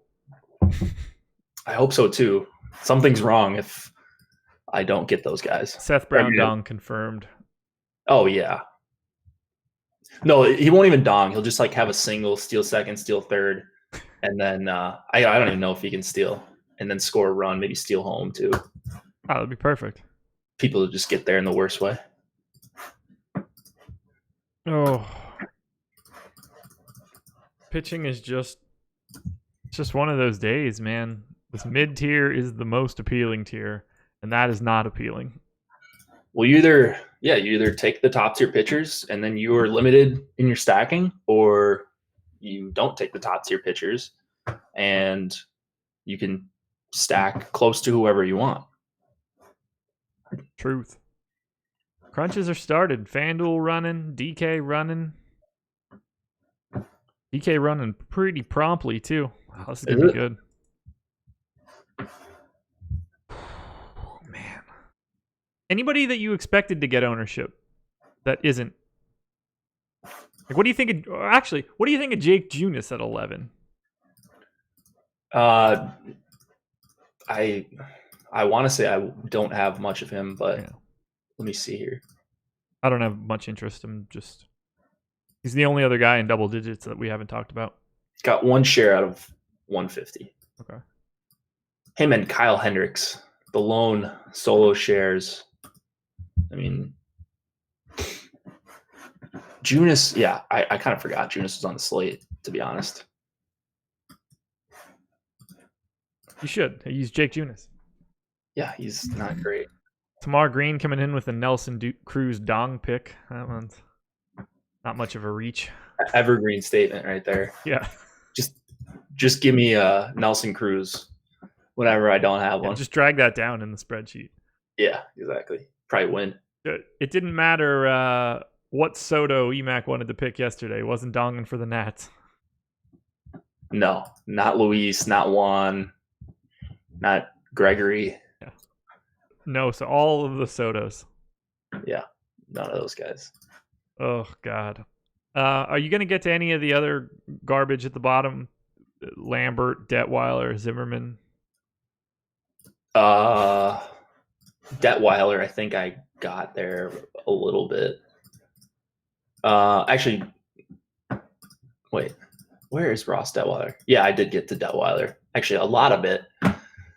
I had 14% Detweiler. Whew. You think he's going to get that last start again? No, not a chance. He might not have one of those for the rest of his career. You wouldn't think. I love the Twins. Of course you do. You're the captain of the Minnesota Jakes, man. Well, I love the Twins. I'm also not getting to them as much as I would like to. I love their pricing. Yeah. Because they're difficult. But I don't think Detweiler's any good. But you don't have to be good to have a good DFS game, as we've seen time and time and time again for 4,800. Bad weather too, bad total going against him, and I'm still playing 14% of this joker. What do you think your auto comes in at when we get this ownership update? I mean, I know you said you put 7 in, but like, let's brainstorm in there. That's your thought? I think 7's a pretty good number. Like if it's like 22, I'll just go elsewhere. But I'll say 13. I think I'd still be okay at that number. Yeah, I mean, I'm still going to be twice the field then. Jock Peterson scratched. Are you fucking serious? I'm not joking. That's not great because... well, he's hitting 7th, so it's probably not all that important, but it is stopping me in my tracks. Yeah, I'm also super not worried about it today. He wasn't going to be crazy chalk. Well, like if he was leading off. Jock chalk? Yeah, Jock chalk. If he was leading off here, he would be really, really popular. Oh, just got ownership. All right. Bingo. What's So you Jock's said- at? What? What's Jock's ownership? Let me see here. We'll search for Jock. If you were 2%. leading off, it'd probably be like 25. So Yeah. He's 2%. So that's the difference. Like He's like his milk. expected plate appearances obviously go down, but still on a team with a good implied total, I would have had like 10+% of him. yeah, I probably wouldn't have gotten much just because of where he is in the order, but on a different day, if he were still hitting leadoff, I would have had a ton. Jock, Taylor, okay. Jock, Muncy, Turner, Bellinger, Taylor, Seager, Hernandez, Martin, Maeda. So Kike slotted in, or was he in before? No idea. I I'm guessing Kike. Actually, I do have the old lineup. Kike was not in. Okay, so Kike, Kike Outfield. into the same spot. Yeah. nice. All right, we can deal with that. Yeah. So I'll just wait for that to update. Let's see what we've got for ownership. Seth Brown coming down, To what, like 41? 32. Yeah. Okay. All right, you were closer for your auto. He's double digits. Okay. 11%. Yeah. I'm gonna have 25 or so. If Yeah. I had to guess. I think I'm gonna be. All right. Jock lineup updated. So Kike in the player pool. He was on FanDuel's Cruncher. Let's see. Maybe I refreshed that one. Yeah, that's the worst too. Is like waiting for them to put it in. He's not. Is he not? He's not on DraftKings. Okay. I swear I saw him in for FanDuel. Maybe I have to refresh. No, you were right. Mhm. I refreshed and he's not in there. All right. Rankings updated. So let me put all this new info in. All right. What's At the very least, I'm like ready to go whenever he can get I know. added. what do you think about Wojciechowski and Alcantara or Alcantara? Alcantara is the guy that I'm going to have quite a bit of. I assume that I get a pretty equal amount of both he and Savali. For Woj, he doesn't really grade out all that well. Not a guy that I'm going to get to. Yeah, he doesn't grade out all that well, but he does get strikeouts, and He does.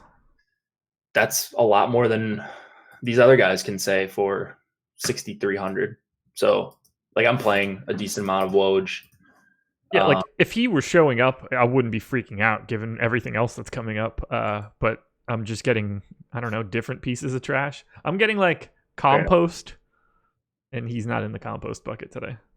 Good. I like it. Yeah, I'm gonna get to some Woj. It's like he's just a decent pitcher, I think, and a lot of these guys aren't. And he's also not getting any ownership too, which is, of course, very nice when you're trying to not duplicate lineups. Have you given any more thought to the whole product versus some total ownership? I mean, I have them both in my sheet. Do I you? don't know. I know, but you said last time you weren't accounting for both or something. I only really pay attention to product. I cut off the sum I use to just eliminate like the bottom 10%. Product is what I'm ranking based on. Okay. I don't really have like a reason or distinction for that stuff. It's just kind of how it shook out. Yeah, it's understandable. All right. What are we getting tagged in now? Let's see. Who else is getting any Tanner 8,400 Tanner Roark getting a little bit of love. Kyle Hendricks at 8%. I can't imagine wanting that. I have one share of him. Any Erod in Colorado? No. Makad asks an interesting question. I can't remember if they addressed this on Deeper Dive, but Max Scherzer is the second most owned player on DK in latest ownership, and Alex has him projected close to Cole's output. Is he not limited today? He is limited today. He is somewhat limited. Win equity is huge, and it's not like he's limited to like 60 pitches. No. I think he threw 71 in his last start. So even if you give him like 90, you might he's still priced down. I have him in for 5 2/3 innings, and he's my second highest projected pitcher and the highest point per dollar guy in that top tier. Like, you can just see him running through this lineup in 6 innings and throwing 82 pitches. You know, like that outcome is very viable. So for 11K, he's just more affordable than Cole. Yeah. The problem is he doesn't have the ceiling of Cole. There's not really anything that Max Scherzer could do today. If Garrett Cole has like an 80th percentile game, Scherzer can't catch that. Right. Yeah. That's perfectly. Like, if you picture a bell curve, like there's a chunk on the right hand side that's just unattainable. For Scherzer. Yeah. Scherzer can't have the 13K 8-inning game where he throws 115. No. And Cole could not easily do that, but that's in his range of outcomes tonight. Right. But, you know, he can still be a very solid option. Yeah. Any Kike yet? No. Got him. Yeah, he's in. Oh, he's in? He's in. Did you just refresh? I did. Okay. All right, let me put these in. Let me start crunching away. I don't even want to crunch. Why? Because I know how ugly it gets. I have to like psych myself up for all these garbage arms that I'm running out. Oh, they're great. They're all great arms, you know, until the games start. They're all garbage arms until the game starts. Today I need them to not be garbage. 5 of the 7 garbage arms are going to be terrible. And then 2 guys, one guy will probably put up 20 and another guy will put up 14, and you just got to hope you land on the right garbage. 6:31, dude. We've been on this for a half hour already.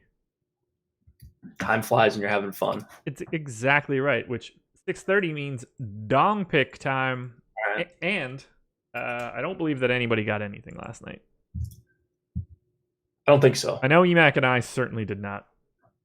And you had Matt Chapman. Yeah, you didn't get one. So the 3 of us bageled. Jake and Emac tied at 29 and 26. Jake pretty sizably ahead in pick rate. I'm in 3rd in dongs, 25. 2nd in pick rate, however. Spags at 22. Randone at 8. The floor is yours, Jake. Well, Randone's pick is in, and I wasn't going to pick him anyways, but he picked Freddie Freeman. Okay. Did you? I was not going to have Freddie Freeman. Okay. I guess I should be a homer and take a twin, as you guys would guess.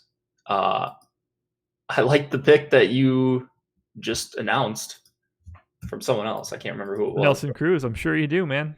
Yeah, I'll take Nelson Cruz versus a lefty with the Twins having a 6 implied total. That's good, dude. I can't blame you for going there one bit. Yeah, we're playing for keeps here. No style points. No. I think I'm gonna have to troll you. So no? Probably. I think so. I think that's Use my second choice. So I think that's what needs to happen. I can't go to Boston. Can't go to Colorado. I mean, I kind of want to go back to Washington, but because, you know, it's not like Woj has any struggles with giving up dongs. no, he doesn't. Soto would be a really awesome pick. I think take one of the Cleveland guys, wind blowing out, a bunch of lefties. Let's see. Santana, How much have Lindor. I taken Soto in the past? I feel like I take Soto like once a week. I've He taken never- him 3 times. He's donged once for me. I've taken Sano never. Well, there you go. First time. Give me Juan Soto. All right. Great pick. Did you update the people? Yes. I like that I'm taking Juan Soto the day after Emac did it as well. He's probably going to take Sano now, so it doesn't really matter. Yeah. Emac Sano would be an Emac pick, I think, here. Yeah. Meaning a good pick, but just a guy who's thick with 2 C's. All right. Picks are in. Freddie Freeman for Randone. Jake's on Nelson Cruz. I've got Juan Soto, not Luis Soto. We'll keep you guys posted if Emac pops in, picks a dong. Stock stacks. there any situation where the Boston Red Sox are not your top stack? Yeah, dude. I actually like Detroit a ton. Gotta put in Miami. No, I mean Boston is. I might be the most exposed to a team tonight that I have on any 10+ game slate on the entire season. You and I are on the exact same page. This is maybe the best spot. It's got to be a top 5 spot on the season that we've seen so far. I ran a FanDuel crunch during the deeper dive and had like 30% in the aggregate. If it fails, like I just lose all my money, whatever. Yeah. They are less than half of the ownership they should be right now, based on how much EMAC took Sano. Based on how much. We didn't even need to show up, man. We could have made that pick for him. Yeah, we should have just penciled them in. So right now on the top stack tool, it's not free tonight, but we'll give away Boston for free. I think it's going to be free on Fridays if I've got my days correct. I have no idea. 26.5% top stack percentage. Ownership share is 12. So highest ownership on the slate. And this is where people get it twisted, I think, sometimes. Like, yes, the highest owned stack on the slate, or the highest owned team on the slate, but that doesn't mean they're still not way under owned, which is what they are. So same thing. I mean, similar on FanDuel as well. I'm smashing them. I don't know how not to. There's just no way around it, I think. Nope. So they'll score 1 run off Peter Lambert, but if it's Cy Lambert, then who cares? But I don't know. I just, more often than not, it's not going to be Cy Lambert here. And even if Boston sucks and they score 4 runs, you hope you get, you still have some Boston 2-mans and 3-mans that do okay. Yeah, they're going to be in everything, man. Absolutely everything. Who's number 2 for you? Distant number 2. I mean, I'd like the Twins to be the second team, but right now looks like a tie between Atlanta and the Dodgers. So just all the expensive bats. I think the top pitchers are overowned, and I think the top bats are way underowned. So for me, like the Dodgers underowned in the top stack tool. Would love to get to some Minnesota. They're underowned in the top stack tool by a really big margin on DraftKings. Atlanta, I think, they're closer to fairly owned, but really good value there. And I like Chris's home run pick of Freddie Freeman. I like a lot on Atlanta. Where are those 2 teams for you? Atlanta and LA. Let me hop back to it. So I don't get the sense that I'll have much Dodgers. They're kind of low for me. They're more likely to be like one-off teams. I would rather get to more Houston than the Dodgers. Not that I have any problem getting some of these Dodgers bats. Let me be clear here. They're just further down, so they get pushed out a bit.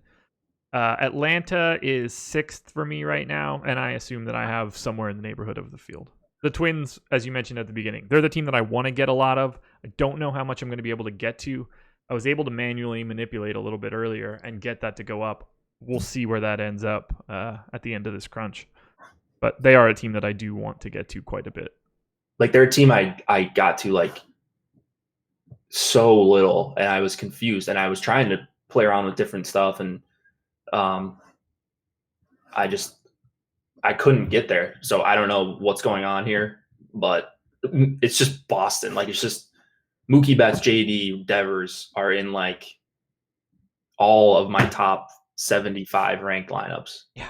And maybe their ownership will come up a little bit and they'll get knocked down, but I had 24% or more on the first 7 hitters on the Red Sox on DraftKings on the last dummy crunch that I ran. So that should be, I would guess that should be enough. Yeah. Vasquez was my lowest owned guy at 26. I had Mookie and JD both over 40. I mean, just kind of absurd numbers for a big slate. Yeah. I have no, I have no problem with it at all. I don't even care how they play. Like, I know that sounds ridiculous, but it's just it's that much of a no-brainer to me. Yeah. I think you make this play there's not like mini slates where I think there's this big of an edge playing an expensive team in Coors, but I think this is one where there's a really big edge in just playing expensive bats and forfeiting on Cole and Scherzer to some extent. And it's going to work out in the long run. Might not work out tonight, but I think this is the play. I think Boston's the play tonight. If I was making one lineup, it would be Boston. If I'm making 150 lineups like I am on both sites, it's going to be half of them or 70% of them are going to have a Boston hitter at least in them. We are spot on the exact same page. I'm going to hit you with a couple other teams that I'm looking at. What do you think of the Indians and the Nats? Cleveland, I like. I just love Lindor so much. I'm always cool with getting Lindor. Like, he always bats leadoff. He's never priced up like JD. And, never. They're like 5,500. And I just don't understand why. I mean, it might not be that good of a hitter, but like steals bases. Cleveland these days has a high total. A lot of the time, under 5K, I think is an absolute steal for Lindor. You've got awesome value on Greg Allen. Puig, another one who's always under-owned. Whatever you think of Puig, I mean, he's worth more than $4,100 on DraftKings tonight. And you just got a lot of power, speed combo in this lineup. I love them as stacks. I love them as – it's similar to Boston. It's like Boston light tonight. They're just getting a lot of ownership relative to their top stack percentage, but high. Alex said it best. Like, they still have a high implied total, so it's not a team you should avoid. It's not like Toronto or someone like that. I'm just grabbing my upload templates. Not going to have the freak out like I had yesterday. You know what's really funny? What's up? Everything basically played out exactly like I expected it to. I hated my DraftKings lineups and they were garbage. I liked my FanDuel lineups and I finished like 4th or 5th or 6th or something like that in the beanball and like paid off all of my DK losses with FanDuel winning. Yeah, I saw you up there. I was checking the scores this morning. I always wake up at like 3 a.m. and my phone's next to me because I'm a millennial. And I just start like checking scores because I started going to bed sometimes before the slate's over. And I play the night slate too. You are a crazy person. Yeah, I know. It's just like a habit now. So I saw you this morning. We had a couple Awesemo logos up in the top 10 of the beanball yesterday. Yeah, I think the other guy was a premium member. I think Matthew is his name, possibly. Yeah. But he had a really nice lineup. DraftKings was good for me. At least good in that I think I turned like a 10% profit on the 2 slates combined. There you go. Win. That is a win. Yeah, that's a monster victory. Oh man, I've had 2 straight like decent nights. Like I think I 2x the night before. Last night did okay. Oh, so you're gonna get peppered today? Yeah, well, I entered a bunch in the $8 today, so of course. Well, best of luck there. Yeah, thanks. What else do we got coming up here? Teams that I've been getting to. I mean, I basically have been drawing a line at the Braves and Red Sox, Twins, Indians, Nats, Rockies, Braves have been soaking up so much of my ownership today. Getting a little bit of the White Sox on DraftKings, getting a little bit of the Royals on DraftKings, but nothing too crazy. They seem to be like the cheaper teams that are popping up for me as filler. Are you getting to anybody that you didn't expect? Okay, I did get to some Washington just to circle back, and then Cincinnati. They're kind of my value team that's going a little overlooked, I think. So they're not gonna, as Alex says, blow your socks off with the implied total, but it is decent. It's against a pitcher that's getting some ownership in Alcantara, and you've got some big power hitters. And Votto back in the lineup. He's had a miserable season, but the top 4, maybe even the top 5, if you include Galvis, I think are all pretty viable plays. No one's going to play Aquino. I'm not playing a ton of him, but I am getting over the field on a lot of Cincinnati hitters. That is not a team that I will have. I will have too much Alcantara for that. I mean, I have 30% Alcantara. Oh, okay. You're on both sides there? Yeah. Oh, man. I'm really excited to load up this crunch now. So, yeah. Let me know what you do to try to get Minnesota if they're not coming up organically. Oh yeah, I mean, I know that I'm just going to have to boost their fantasy projections. That's it. I just don't know how much I'll have the ability to boost. Like, I don't know how much they're going to show up in my crunches. They are. All right, well, on FanDuel, it's easy. They're my third most 4-man stack. On DK, 1, 2, 3. I don't have a ton of 5-mans. I have a little bit more 4-man. So I'm not going to have a lot, but I am going to have a lot of Minnesota one-offs. And I guess I'm okay with that. I'm going to do whatever I can on DraftKings I'm going to maximize the amount of Minnesota Twins ownership I can get. But I think that ceiling is probably like 8 or 9% in the aggregate. I would be thrilled if I got even 5% Minnesota stacks. I was able to do it earlier. Who knows if that happens now? If I don't, I'm probably going to run like 25 5-man twin stacks right now and just add it to the file to get more. Yeah, that's something I never do. I'm usually scrambling because I'm on the show a lot, but I hear you. It's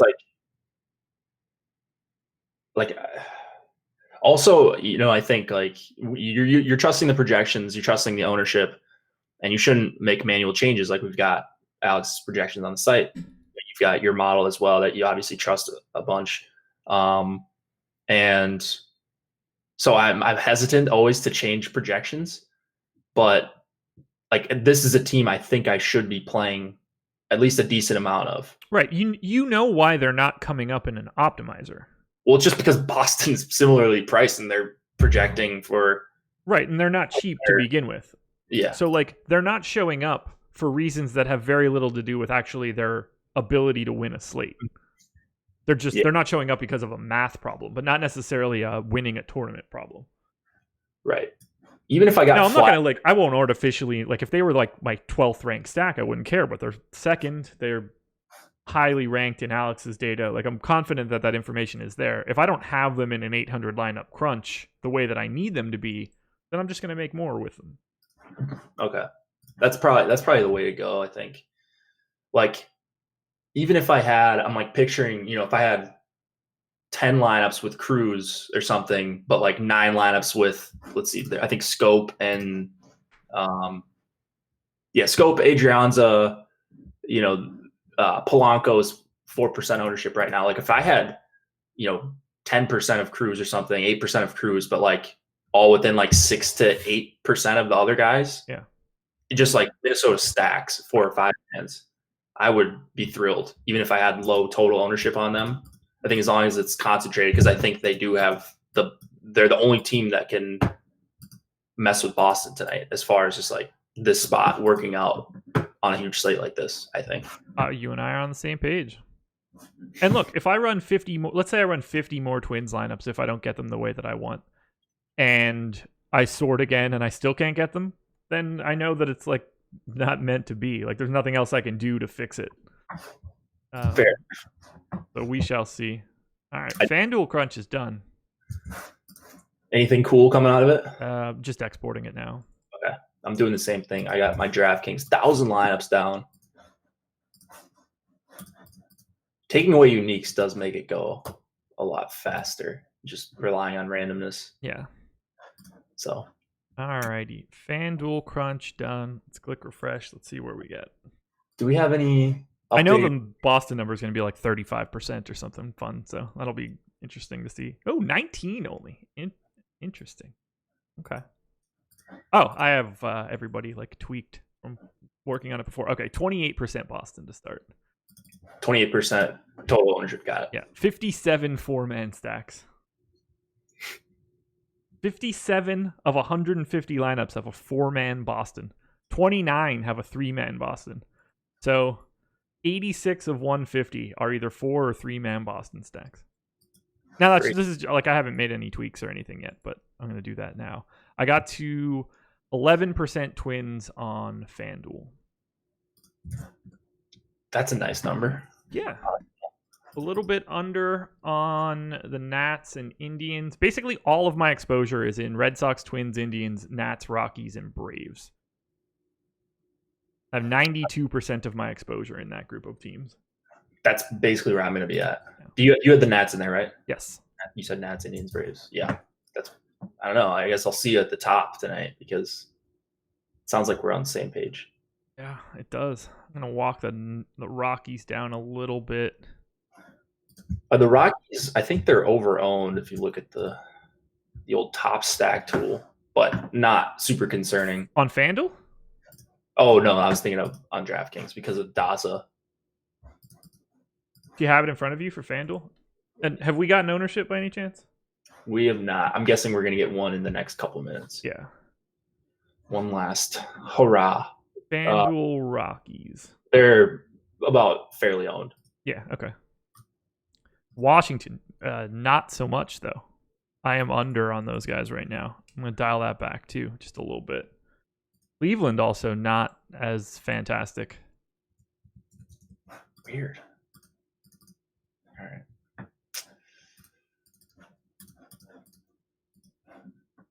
Getting to a little bit of Oakland. I don't really need that. So Dodgers are super under-owned on FanDuel, which I agree with. Let's see if I can boost those guys up a little bit. I'm just typing all of these numbers in to try to fix what I've got going, and it works today in comparison to like yesterday. Well, there you go. Yeah. So I'm pretty happy about that. All right, Dodgers, Oakland's fine, LA is fine. Yeah, I'm just gonna let that. I'm cool with my my FanDuel ownership. Got a lot of everybody. A little bit under the field on Jackie Bradley, but otherwise I'm okay with it. No Cole, no Scherzer, 11% Syndergaard, 13% Odorizzi, 12% Folty, 22% Desclafani, 28% Patrick Sandoval. Let's go. There you go. Oh, man. That's how you get in the expensive stack. So, I mean, can't knock it. Yeah, incredible. Alrighty, so let's just get my FanDuel lineups in, and then I could circle back to DK. Since we already have a ton of time, I'd like to at least make sure I've got everything locked and loaded. Yeah. Or at least I have a run of lineups in. Much Sandoval. Are you getting to Sandoval on FanDuel? Yeah, I'm going to get to Sandoval for sure. Okay. Trying to see if we're getting any questions in here. Paul Blackburn of the night. Can it be Sandoval? No, because he's 75 on DraftKings. Give me Ariel Urado. Yeah, that's probably the answer. Yeah. Urado, I don't think he's that terrible. I don't think he's terrible at all, really. But I'm really proud of the amount of work I put into this sheet today. I even added a sorting column for like playing smaller field contests to not be as aggressive with ownership, like to be a little bit more chalky. Yeah. Should have put all this work in 3 months ago. But it did lay some very nice groundwork for the NBA season, so I'm excited about that. Yeah, I started messing around with NFL and NFL Showdown. There you go. My sheet for that. I've got a bunch of tickets into this Thursday Millionaire Maker next week. So you're gonna be a millionaire and quit your job. I wouldn't quit. Are you kidding? I know. This is perfect. Yeah, this is awesome. I would up my stakes probably a little bit. Like play you would think $1 every night and not, worry. Well, baseball is tough, but like I play that tournament anyways for NHL, but I'd probably just play a little bit more volume. Rinpack wants to know where we're at with the Blue Jays. I don't have them on FanDuel. I assume that I won't have them on DraftKings, but I just finished my DK crunch. You ready for this? Yeah. All right. The refresh is in. And where are we at? All right. 22.7% Red Sox, 4.3 on the Twins out of the gate. So I shouldn't have much trouble getting to more Twins since I was able to get to that much. If I bump them a little bit, I can get up to like 13, 14. So yeah, I'm going to be able to get whatever Twins I want. And not really not really losing the Red Sox either. How are you getting to the Twins? Because I'm just good at this, dude. Yeah, it must be. Because I can't. Man, I cannot get there. Indians are overowned on DK, correct? I think so, just barely. I'm not on the Blue Jays, by the way. We're in pack. Okay, yeah. No, I didn't really get to any Blue Jays at all. All right, I'm gonna give the Indians a little bit of a haircut here. They're not. I wouldn't mess with the Indians. I mean, I was like 50% north of the field, so I'm keeping it. They're my number 3 team, but I had like 15%, and I'm gonna bring it down to like 8. All right, dude. I have the most Red Sox. 50% bets, 40% JD, 35 plus of Bogarts and Devers. Even got Christian Vasquez, Jackie Bradley at 30%. Oh man, Cy Lambert, here it comes. Dude, I love the amount of Twins I have right now. I can't get to Minnesota at all. I've got an infinite amount of Boston too. Yeah, well, not mad about that. Must be nice. Oh, yeah, it's just basically 6 teams today, and that's it. Where's the big? Who am I missing here? Angels. I would like to get a little bit more. Houston, if possible. I don't think that I can. No, I can't. Dodgers would be nice. Can I get more there? Ooh, I figured out a way to get to some Minnesota, but still not as much as I would have liked. Whatever. Got some Twinkie stacks. I multiplied my hitters by 1.5, and still I'm not going crazy with any pitchers. So that might be what we're gonna do. Yeah, we're just gonna do that. What are you doing with Atlanta? They are. Let's see. I'd say like my probably like 4th or 5th highest on stack. Don't ask me how much Ariel Jurado I have. Atlanta? Ariel Jurado. Is it over 30? It is. Is it over 40? No, 33. All right. It's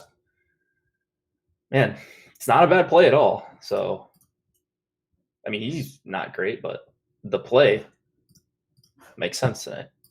Yeah, in Boston, so it's something else. Whew. Cole, 1 lineup out of 150, 4% Scherzer, 5% Syndergaard, 8% Odorizzi, 23% Maeda, 33% Desclafani, 35% Folty, 17 Savali, 19 Alcantara, 9 Zimmerman, 5 Detweiler, 33% Jurado. Wow. Oh boy. 9 Detweiler. There ownership. Again? No. We got that 8 minutes ago. Makad just said 655 ownership update. Oh, 7 minutes. Yeah. Okay. I guess I didn't know that happened. Oh, I thought maybe I didn't say that out loud. You might have, and I was just in the middle of everything. Okay. All right, let me put my DK lineups in. FanDuel goes nice and quick always. Yeah. Because I don't play as much. Ochi Blues got it right. Urad don't. I like Come that. on. I like that. I'm pretty happy with what I've got here. I think I am too on DraftKings. I mean, again, not enough Twins. But like when I'm not getting the Twins, I'm just like, do I really want to cut down on the Red Sox? Like you got to make a pretty good stand still to get an edge on the field for the Red Sox. So like if I lost some Twins, I would be losing Red Sox stacks, which they're my team tonight. So sorry, Twins, at least on DraftKings. I'm really surprised that Alex doesn't like Colorado more. Why do you say that? I don't know, because it's still a really good spot. I don't know. I mean, half the ownership. Look, I get it. They're not exactly like highly ranked for me too, and I would say that they're slightly overowned. But I was surprised to not see that top stack percentage be higher. Like I'm surprised to see it behind Atlanta. Oh, okay. I see what you're saying. Oh, man, that caught me off guard. Yeah, my Rockies exposures aren't very impressive. I've got the good hitters up there. I've got Story and Arenado in double digits and stuff like that. But as far as stacks go, Rocky's not a team that I'm heavily targeting on DK at least. Let's look over on FanDuel and see what we got here. Got all my lineups in. Now I'm just updating for that last ownership update. Feeling pretty good today. I'm not getting ready to go off the stream with rage in my heart. So yeah, that was a fun little after show conversation. Just talking about how terrible our lineups were, and we actually didn't do too bad. Well, no, the lineups that I thought were terrible. I was spot on in my analysis. Josh Engelman always spot on. Why are Josh and Jake matchy? All the Red Sox once again. Josh and Jake are matchy because the Red Sox are on a completely different planet today. Yeah. This is a 8.4 implied total Alex has him at. That's as high as I can remember seeing. Yeah. We might have an 8. We might have had an 8.8 at some point. Yeah, it's incredible how good of a play they are tonight. Yep. And they're difficult to fit in, which is exactly what you want when you're playing GPPs. Exactly. Anybody can just run the optimizer and get Boston, but play a bunch of Vasquez and Bradley, and you're leaving out 2 out of 3 of Betts, Devers, JD, but figuring out a way to get in a lot of good hitters makes DFS difficult for MLB. That's an understatement. I'm really digging my exposures right now. I have more Atlanta than I want, but I'm not too upset about it. Any team you feel like you're missing out on? Wow. Astros. Yep, Astros. I've talked about the Twins 100 times already. I mean, I would be happy to get a little bit of the Cubs. Yeah. Not that I'm some huge Cubs fan in this spot, but I just think they're better than what their ownership shows. Cincinnati, I'm trying to get to more Dodgers. I can't seem to pull it off. I just have a couple scattered one-offs. That would be if I had 5 more minutes, I would probably crunch out some Dodgers lineups on FanDuel. Ooh, I got to a ton of Dodgers on DraftKings and I think on FanDuel as well. No, not on FanDuel. On DraftKings, though. A ton of Dodgers. I would like to. I just crunched for time here. Yeah, we just got ownership again. So if anybody... I don't have time to pull that now. I'm going to pull it and see if it makes a big difference. I cannot even believe Seth Brown is still up there. Why? I hope he's disowned. Now I need to go look and see how much I have. I assume it's close to 0. I think I'm going to be pretty close to 0. Let me just get this FanDuel piece in, and we can talk about some of our specific hitter exposures. Yeah, so new ownership doesn't make a difference for me on Minnesota, and I kind of get why I'm getting to Minnesota. They're still getting parts of their stack that are owned. Garver's 9%, Cron 8%, Nelson Cruz in double digits. So that's probably why. But. All right. So for the Twins, I have. Hold on. Wait, is this DK? Yeah. So I'm pretty neutral on Garver. A little bit over on Polanco. 16% Cruz, 14% Rosario, 8 Sano, 4 Kepler, 26% CJ Cron. That's the biggie. 12% Adrianza, 9% Scope. So where I'm at with Minnesota. What team's Seth Brown on? Oakland. I knew that. Gonna be pretty jealous if Minnesota goes off. Seth Brown projected 34% ownership on DraftKings. Any guesses as to how many shares I have? 5? Absolutely 0. Yeah. I would never kick out a hitter in baseball these days of my player pool, but if there's ever one, it's a guy who's 30% ownership. Yeah. I have half the field on Daza too, so that's fine by me. I've made the Daza mistake a couple times this season. I'm sure he'll dong when I don't play him tonight, but there are 16 teams that I basically just don't have. I really need to hope that they're not one of the 16 highest scoring teams today. Let's see where the Seth Brown guy is at for me. Oh, I got to 6% Brown.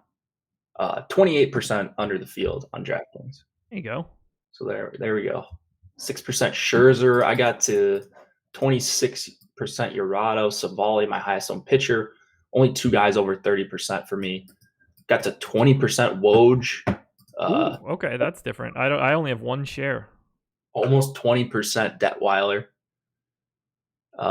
13 Maeda. Folty, I got to only 8%. Oof. Not feeling too comfortable, but just Boston one time. That's all we need. And we are locked. I feel good, man. I feel good. Feel really good. 41% JD on FanDuel. Not mad about that. Did you see Rinpack in the premium Slack? No.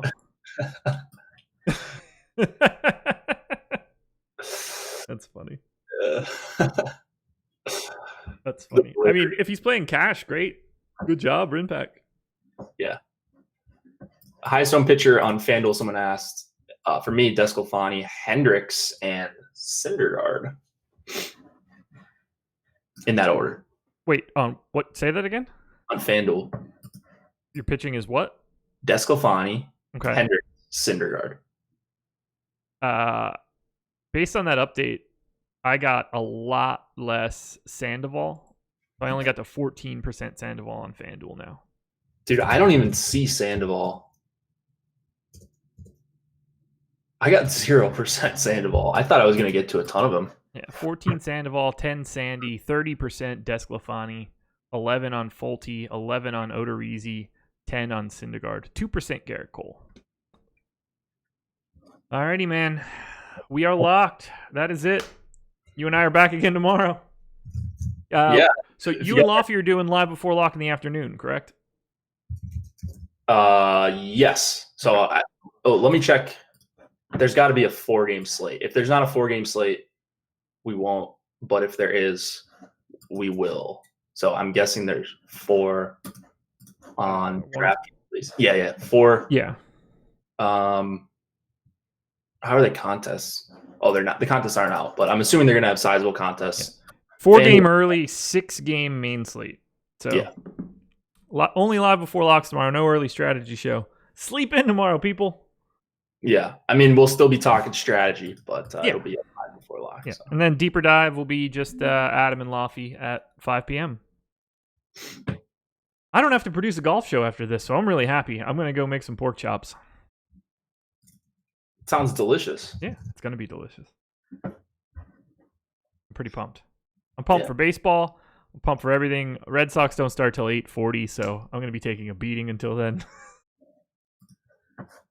It's going to be literally, I'm going to have like 0 winnings. Yeah. Because like if, Atlanta puts up 5, not Atlanta, that's a bad example, but like if Detroit has 4 runs or whatever, my Savali shares are dead. Yeah. Cincinnati would hurt me. The Blue Jays would hurt me, so go Rinpack. I'm cheering for Atlanta right now. Atlanta and Cleveland would be helpful. I'm with Wiblos. That is it.